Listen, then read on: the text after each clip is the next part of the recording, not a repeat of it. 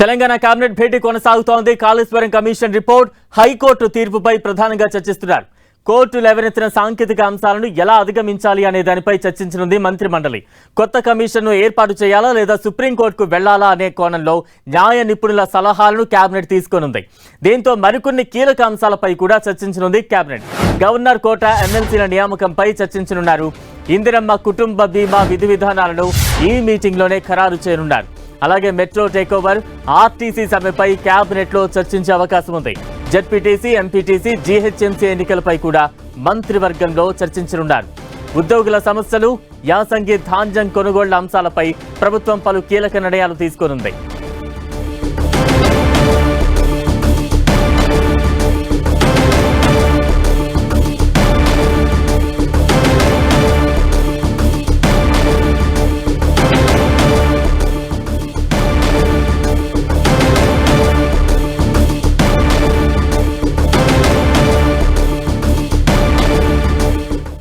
Telangana cabinet భేటీపై మరింత updates అందించేందుకు మా ప్రతినిధి కొండల్ సిద్ధంగా ఉన్నారు. కొండల్, కేబినెట్ సమావేశం ప్రారంభమైంది. సీఎం రేవంత్ రెడ్డి అధ్యక్షతన ఈ కేబినెట్ సమావేశంలో ఈరోజు ఎజెండా కూడా చాలా హాట్ ఎజెండానే ఉందని చెప్పుకోవచ్చు. ఎందుకంటే ప్రధానంగా కాళేశ్వరంకి సంబంధించిన అంశం ఉన్నది ఇప్పుడు రాష్ట్ర రాజకీయాల్లో ఒక రకంగా ప్రకంపనలు రేపుతున్న అంశంగా ఉంది.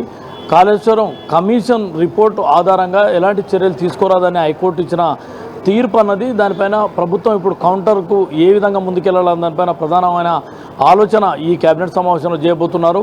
ఇది ఒకవైపు రాజకీయంగా అనుకోండి, ఒకవైపు ప్రభుత్వం కాళేశ్వరం కమిషన్ను ఏర్పాటు చేయడం, దాదాపు సుదీర్ఘంగా కాళేశ్వరం కమిషన్ విచారణ అనంతరం రిపోర్ట్ ఇచ్చిన దాదాపు 650 పేజీల రిపోర్టు 115 మందిని విచారించిన తర్వాత 15 నెలల పాటు సాగింది. అయితే ఈ రిపోర్టుకు సంబంధించి ఈ రిపోర్టుకు ఆధారంగా ఎలాంటి చర్యలు తీసుకోరాదని చెప్పి హైకోర్టు తీర్పు ఇచ్చిన నేపథ్యంలో బీఆర్ఎస్ ఇప్పటికే ప్రచారం చేస్తుంది. పూర్తిగా కాళేశ్వరం కమిషన్ అన్నది అంటే కాళేశ్వరం కమిషన్ చెల్లదు అని చెప్పి ప్రచారం రాజకీయంగా చేస్తున్న నేపథ్యంలో రాజకీయంగా ఒకవైపు టార్గెట్ చేయడం, దాని తర్వాత ప్రభుత్వం ఏదైతే జరగాలనుకుంటుందో కాళేశ్వరంలో జరిగిన అవకతవకలను బయట పెట్టాలనుకుంటూ వాటిని ఎట్ ది సేమ్ టైం బయట పెట్టడం అన్నది ప్రభుత్వానికి సవాల్గా మారింది. ఈ నేపథ్యంలోనే ఈరోజు ఈ కాళేశ్వరం కమిషన్కు సంబంధించిన కాళేశ్వరం ప్రాజెక్టులో జరిగిన అవకతవకలకు సంబంధించి వీటన్నిటిపై ఒక సుదీర్ఘ చర్చ జరిగే అవకాశం ఉంది. దీనిపై సుప్రీంకోర్టుకు వెళ్లే యోచనలో ప్రభుత్వం ఉన్నట్టుగా తెలుస్తుంది. ఇప్పటికే న్యాయ నిపుణులు సలహాలు తీసుకోబోతున్నారు. దానికి సంబంధించి సుప్రీంకోర్టుకు వెళ్తూనే మరోవైపు సిబిఐ ఎంక్వైరీకి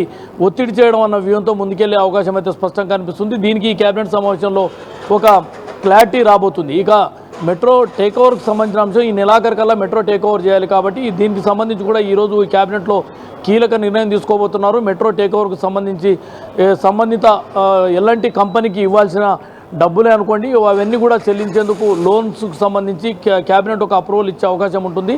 ఈ నేపథ్యంలో టేక్ ఓవర్కి సంబంధించి పూర్తి స్థాయిలో ఈరోజు క్లారిటీ రాబోతుంది. ఎప్పటిలోగా ఈ నెలాఖరులోగా టేక్ ఓవర్ చేసుకునేందుకు అన్ని ఏర్పాట్లను కూడా ప్రభుత్వం చేసుకునేందుకు ఈ కేబినెట్ సమావేశంలో ఒక కీలక నిర్ణయం తీసుకునే అవకాశం ఉంది. దీంతోపాటు ఇక ఆర్టీసీ సమ్మె సంబంధించి అన్నది ప్రధానమైన అంశంగా మరో ప్రధాన అంశంగా ఉంది. ఆర్టీసీ సమ్మె విరమింపజేసేందుకు ప్రభుత్వం ఒకవైపు ఐఏఎస్ కమిటీ అధికారుల కమిటీతో చర్చలు జరుపుతున్నప్పటికీ కూడా మరోవైపు సమ్మె కొనసాగుతున్న పరిస్థితి ఉంది. వీటన్నిటి కూడా ఈ సమ్మెపై ఏ విధంగా ముందుకెళ్ళాలి, ఉద్యోగుల ఏదైతే ఆర్టీసీ కార్మికుల డిమాండ్ల పైన ప్రభుత్వంగా ఎలా స్పందించాలి, దీనికి ఎలాంటి వెసులుబాటు ఉంది, కొన్ని ఆర్థికపరమైన అంశాలు ఉన్న నేపథ్యంలో దానికి సంబంధించి కేబినెట్లో ఒక సుదీర్ఘ చర్చ తర్వాత ఒక క్లారిటీ వచ్చే అవకాశం ఉంది.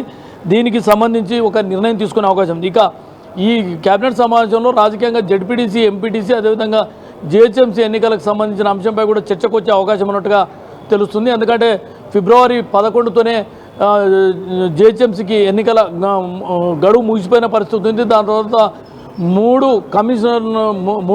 జీహెచ్ఎంసీని 3 భాగాలుగా విభజించిన పరిస్థితి ఉంది. ఈ నేపథ్యంలో ఆ 3 కమిషనర్లకు సంబంధించి ఎన్నికలు జరపాల్సిన అవసరం ఉంది. కాబట్టి ఆ మూడింటితో పాటు జెడ్పీటీసీ, ఎంపీటీసీ ఎన్నికలను ఎప్పుడు నిర్వహిద్దామన్న దానిపై కూడా కొంత చర్చకు వచ్చే అవకాశం ఉంది. ప్రభుత్వం అయితే జూలైలో